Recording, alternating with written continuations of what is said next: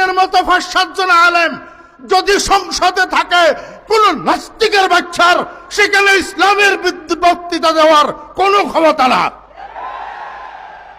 তুমি সংসদে প্রার্থী হতে পারবে, হুজুর সংসদে প্রার্থী হতে পারবে না।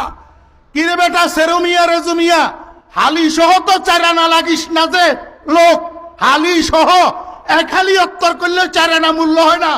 এমন মানুষ যোগ্য যোগ্য বিজ্ঞ ওলামায়ে কেরামের বিরুদ্ধে ফেসবুকে কলম দেওয়ার শরম নাই?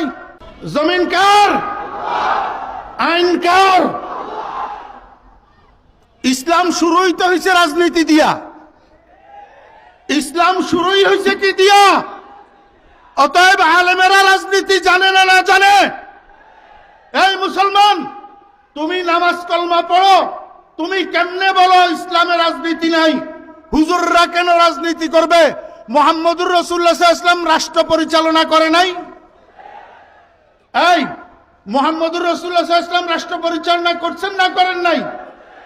কি রাষ্ট্রের টাকা চুরি করি, জনগণের টাকা চুরি করি, সন্ত্রাস করি, চাঁদাবাজি করি রাষ্ট্র পরিচালনা করছে? হযরত ওমর ইবনুল খাত্তাব রাদিয়াল্লাহু আনহু মুহাম্মদুর রাসূলুল্লাহ ইসলামের দ্বিতীয় খলিফা, অর্ধ পৃথিবী শাসন করছে, অর্ধ পৃথিবী। ইহুদি খ্রিস্টানের বাচ্চারা এখনো পর্যন্ত রাষ্ট্র পরিচালনার ক্ষেত্রে হযরত ওমর রাদিয়াল্লাহু আনহুর রাষ্ট্রনীতিকে অনুসরণ